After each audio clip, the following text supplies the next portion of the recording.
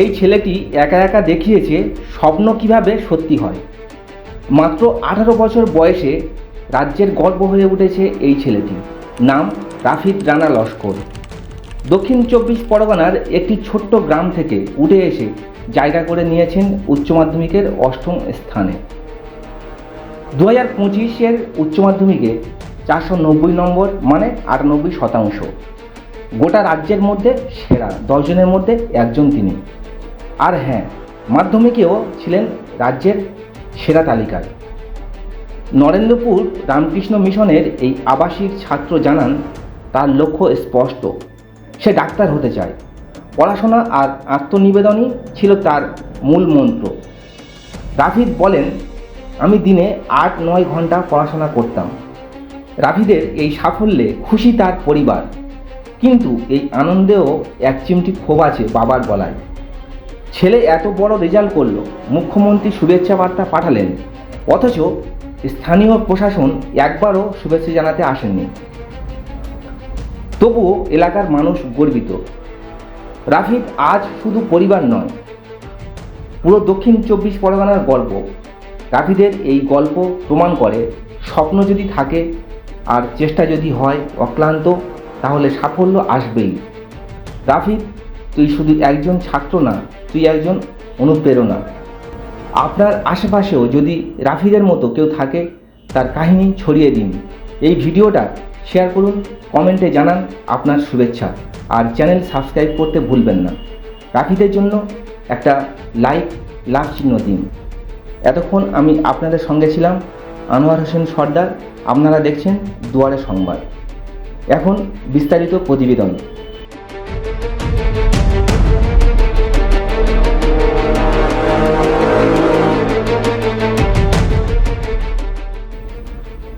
দু 2025 সালে উচ্চ মাধ্যমিক পরীক্ষার ফল প্রকাশিত হয়েছে 7ই মে বুধবার। পরীক্ষার ঠিক 50 দিনের মাথায় ফল প্রকাশ করে উচ্চ মাধ্যমিক শিক্ষা সংসদ। এবছর রেকর্ড সংখ্যক পরীক্ষার্থী উত্তীর্ণ হয়েছেন, 4,30,286 জন। পাশের হার বেড়ে দাঁড়িয়েছে 90.79%। এই সাফল্যের তালিকায় বিশেষভাবে নজর কেড়েছেন দক্ষিণ 24 পরগনার বারুইপুর ব্লকের সূর্যপুর বাসিন্দা রাফিদ রানা লস্কর। তিনি 490 নম্বর পেয়ে 8ম স্থান অধিকার করেছেন। আর এই 8ম স্থানের মধ্যে মোট রয়েছেন 16 জন। রাফিদ একজন আবাসিক ছাত্র, পড়াশোনা করেছেন নরেন্দ্রপুর রামকৃষ্ণ মিশন বিদ্যালয়ে। রাফিদের আগেও প্রমাণ দিয়েছেন নিজের প্রতিভার। মাধ্যমিক পরীক্ষাতেও রাজ্যের সেরা 10ম স্থানে ছিলেন তিনি। তার এই সাফল্যে খুশি শুধু পরিবার নয়, গোটা এলাকা আনন্দে ভেসেছে। প্রতিবেশীরা মিষ্টি মুখ করিয়েছেন, স্কুল শিক্ষকরা গর্বিত মুখে জানিয়েছেন, এই ছাত্র আমাদের বিদ্যালয়ের গর্ব। রাফিদ কীভাবে প্রস্তুতি নিয়েছেন সেই কথা জানালেন নিজ মুখে। আমরা তার কাছ থেকে সরাসরি শুনবো। মানে কতক্ষণ ধরে পড়াশোনা করতে একটু বলবে? আমি থাকতাম তো নরেন্দ্রপুর রামকৃষ্ণ মিশনে, তো ওখানে হোস্টেলে বাঁধা ধরা টাইম, সেই টাইমে পড়তে হতো, তার বেশি পড়া যেত না। তো মোটামুটি ম্যাক্সিমাম 7-8 ঘন্টাই পড়ে। আর ওই দিনে ডাক্তার হচ্ছে। শিক্ষকরা সত্যি অকল্পনীয়ভাবে খেটেছে আমাদের পিছনে, প্রচুর পরিশ্রম করেছে। বাবা মাও তো প্রচুর পরিশ্রম করেছে, সবার পরিশ্রমের ফলেই এটা হয়েছে। এই যে ক্লাসের টেক্সট বই ছাড়া আর কি অন্যান্য কোনো বই পড়াশোনা করতে পাওয়া যায়? মানে উচ্চ মাধ্যমিকের কথা বলছেন। উচ্চ মাধ্যমিকে যদি বলতে যাই, তাহলে আমি ছায়ার বই ফলো করতাম। ছায়া প্রকাশনে এই স্বপ্ন পূরণের পাশে দাঁড়াচ্ছে তার পরিবার। তবে রাফিদের পিতা সেলিমউদ্দিন লস্করের কণ্ঠে ছিল সামান্য ক্ষোভের সুরও। তিনি বলেন, ছেলে এত ভালো রেজাল্ট করলো, মুখ্যমন্ত্রী শুভেচ্ছা বার্তা পাঠালেন, কিন্তু আমাদের এলাকা বা ব্লক প্রশাসনের কেউ একবারও এসে শুভেচ্ছা জানালেন না। এটা খুবই দুঃখজনক। আশা করেছিলাম অন্তত একটা ফোন আসবে ওদের কাছ থেকে। তিনি আরও জানান, আমি একজন বেসরকারি কর্মচারী, আমার স্ত্রী একজন গৃহবধূ। অনেক কষ্টে ছেলের পড়াশোনার ব্যবস্থা করেছি। এখন তার পরিশ্রমের ফল দেখে গর্বে চোখে জল আসে। এই প্রতিবেদনের মাধ্যমে আমরা দেখতে পেলাম এক মেধাবী ছাত্রের সাফল্য, এক পরিবারের ত্যাগ, আর সেই সঙ্গে প্রশাসনিক অবহেলার একটি ক্ষুদ্র চিত্র। রাফিদের মতো ছাত্ররা রাজ্যের গর্ব, তাদের পাশে দাঁড়ানো, তাদের স্বীকৃতি দেওয়া শুধু সরকারের নয়, সমাজেরও কর্তব্য। আচ্ছা, আপনার ছেলেকে নরেন্দ্রপুর মিশনে যে ভর্তি করেছেন, আপনি তো চাইলে আল-আমিন মিশনে ভর্তি করতে পারতেন, নরেন্দ্রপুর মিশনে কেন ভর্তি করলেন? নরেন্দ্রপুর মিশনে কেন ভর্তি করলাম, প্রথম কথা হচ্ছে এটা একটা পশ্চিমবাংলার একটা ঐতিহ্যবাহী প্রতিষ্ঠান এবং খুব ডিসিপ্লিন প্রতিষ্ঠান, যে প্রতিষ্ঠানের নাম সারা ওয়ার্ল্ড ব্যাপী, এবং এই প্রতিষ্ঠানটার যা মানে পরিবেশ, সেই পরিবেশটা সারা ওয়ার্ল্ডে কোনো জায়গায় নেই। তারপরে এদের যেভাবে ছেলেদেরকে লক্ষ্য নজর করা হয়, যেভাবে দেখা হয়, এখানে কোনো রকমের কোনো যে অ্যাডমিশান টেস্ট হয়, সেই অ্যাডমিশান টেস্ট মারাত্মক মানে কঠিন হয়, এবং সেইখানে কোনো ধনী গরিব আমির ফকির কাউকে দেখা হয় না। এখানে কেবলমাত্র মেরিটোরিয়াস স্টুডেন্টদেরকে নেওয়া হয় উইদাউট এনি কস্ট, এনি পয়সা, কোনো রকমের কোনো পয়সা না, কোনো কিছু না। সেই জন্য এই প্রতিষ্ঠানটা হচ্ছে আমার কাছে সেরা প্রতিষ্ঠান। আচ্ছা, আপনি পেশায় কি করেন? আমি একজন বেসরকারি কর্মচারী। তো আশা করেছিলাম, তবে যেটা হয়েছে তাতেও স্যাটিসফাই। আমরা যতদূর জেনেছি যে এক সময় এই মিশনে ভর্তি করার পরে দেখা গেছে যে তখন রাফিদ রানা কান্নাকাটি করতো, মানে কোনো মতে যে সেখানে থাকবে না। আজকে এই সফলতার শিখরে বলা যায়, এখন কেমন অনুভূতি? তখন ক্লাস 5-এ একটা অন্যরকম ছিল, তখন হোস্টেল জীবন সেভাবে মানাতে পারিনি, তারপরে মানিয়ে নিয়েছিলাম, এবং আজকে সেই জন্য হোস্টেলকে কিছু দিতে পেরে আমি খুবই খুশি হয়েছি। আগামী দিনে চিকিৎসক হতে চাইছেন, মানে চিকিৎসক কেন? চিকিৎসক বলতে গেলে আমাদের দেশে এখন চিকিৎসকের সংখ্যা কিন্তু অনেকই হয়েছে, কিন্তু তাও ভালো চিকিৎসক হওয়াটা আমার কাছে সবচেয়ে বড় জরুরি।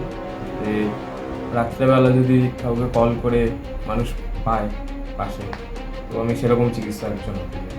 বহু ছাত্রছাত্রী তারা এই কথাই বলে যে তারা মানুষ সেবায় নিয়োজিত থাকবে, কিন্তু দেখা যাচ্ছে যে ডাক্তার পাশ হওয়ার পরে তার সঙ্গে সেই কথার কোনো মিল থাকছে না। মানে তারা একদম প্রফেশনাল হয়ে যাচ্ছে, যে গরিব মানুষের একটু চিকিৎসা করবেন এই বলে যে শুরুটা করে, শেষ করার পরে দেখা যাচ্ছে যে তার সঙ্গে কোনো মিল নেই। এই বিষয়ে কোনো টার্গেট বলতে ভবিষ্যতে কী হবে সেটা নিয়ে তো আমিও সেভাবে কনফার্ম বলতে পারবো না, কিন্তু আমার সবসময় ইচ্ছা এটাই থাকবে যে সংকল্প নিয়ে তৈরি হচ্ছি সেটাই যেন ভবিষ্যতে আমি করতে পারি, গরিবদের পাশে থাকা। আচ্ছা, এই যে র্যাঙ্ক হলো, প্রশাসনিকভাবে কোনো যোগাযোগ করা হয়েছে কি? শুভেচ্ছা বার্তা বা কেউ প্রশাসনের তরফ থেকে প্রতিনিধিরা এসেছিলেন স্থানীয় প্রশাসন থেকে? সেভাবে এখনও তেমন কেউ আসেনি, তবে পঞ্চায়েতের থেকে এসেছিল। আচ্ছা, আমি রাফিদের আব্বা সেলিম লস্করের সঙ্গে এই বিষয়ে জানতে চাচ্ছি যে ও তো একটা ভালো রেজাল্ট করেছে, প্রশাসনে সাধারণত এই ধরনের রেজাল্টকে শুভেচ্ছা জানায় প্রশাসনের তরফ থেকে, সেভাবে কি আপনাদের সঙ্গে কোনো যোগাযোগ করা হয়েছে? না, সেভাবে এখনো পর্যন্ত প্রশাসনের তরফ থেকে কোনো যোগাযোগ হয়নি। মানে কেন, এটা কি মানে কি জন্য এটা হয়নি? আপনাদের যখন মাধ্যমিক পরীক্ষা হলো, মাধ্যমিক পরীক্ষা মেধা তালিকায় আসার পরে আমরা যতদূর শুনেছি সেই সময় প্রশাসনিকভাবে যোগাযোগ করা হয়েছিল, এমনকি রাফিদ রানাকে ডেকে বা তার পরিবারকে ডেকে তাদেরকে আনুষ্ঠানিক একটা মুখ্যমন্ত্রী অনুষ্ঠানও করেছিলেন, সেখানেও উপস্থিত ছিলেন। এবারে এই বিষয়ে কিছু কি এখনো জানেন? মুখ্যমন্ত্রীর অনুষ্ঠানটা কি হবে সেটা এই মুহূর্তে বলতে পারবো না, কিন্তু এখানকার স্থানীয় যে প্রশাসন তারা এখনো পর্যন্ত আসেননি, এটা তাদেরই ব্যাপার, এখানে তো আমাদের কিছু বলার নেই। কেন আসেননি সেটা তো তাদের ব্যাপার। আপনার ছেলে ছোটবেলায় থেকে কি মেধাবী? ছোটবেলা থেকেই মেধাবী। ও বারুইপুরে শ্রী রামকৃষ্ণ আশ্রম ইনস্টিটিউটে পড়তো এবং প্রতি ক্লাসে সেকেন্ড থার্ড হতো, হয় সেকেন্ড নয় থার্ড। কিন্তু আমি ওই ক্লাস 4 থেকে তখন আমি বুঝতে পারি যে এই সময়ে একটু এইবারে হালটা ধরে ওকে একটু 3 পর্যন্ত আমি কোনো দেখিনি, 4 থেকে তখন আমি দেখলাম যে নরেন্দ্রপুর মিশনে যদি দেওয়া যায় তখন একটু চেষ্টা করা হয়েছিল। আচ্ছা, আপনার ছেলে উচ্চ মাধ্যমিকে যে র্যাঙ্ক করেছে অষ্টম এবং মাধ্যমিকেও মানে দশম র্যাঙ্ক করেছিল, তাহলে আপনার ছেলের যে এই অবদান রাজ্যের মধ্যে মানে কতটা আনন্দ উপভোগ করছেন আপনি, আর কীভাবে আপনার ছেলেকে পড়াশোনার দিকে নজর রাখতেন একটু বলবেন?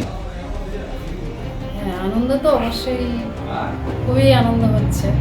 মানে সেই রেজাল্টটা যখন টিভিতে লাইভ হচ্ছিল ওই মুহূর্তটা তো ভুলে যায় না কি সব, খুব ভালো মুহূর্ত, ওটা সেরা মুহূর্ত জীবনে বলতে গেলে, যখন ওর নামটা বলে আর কি অষ্টম হয়েছে, তো সেটা খুবই ভালো। আর পড়াশোনা বলতে ছোট থেকে কীভাবে গাইড ছেলে করতেন? আমার মানে ওকে গাইড করতো, মানে টাইমটা মেনটেন করতাম, সকাল সন্ধ্যা পড়ার টাইমটা, এবং ও ছোটো থেকে একটা ভালো স্কুলেও পড়তো, সিলেবাসটা খুব সুন্দর, পরপর ঠিক ছেলেদের পড়ানোটা খুব ভালো, সেই অনুযায়ী স্কুল ফলো করে এগিয়ে যেত। আর আমি নিজেই মানে দেখেছি 3-4 পর্যন্ত আপনি দেখতেন তাই তো? মানে তারপর 4টা অ্যাডমিশনের জন্য বাবা ক্লাস 4টা করেছি নরেন্দ্রপুর মিশনে অ্যাডমিশনের জন্য, 4টা ওর বাবা হাত আচ্ছা, নরেন্দ্রপুর মিশনে মানে ও কোন ক্লাস থেকে অ্যাডমিশন হয়েছিল? ক্লাস 5 থেকে। আপনার নামটা একটু বলুন।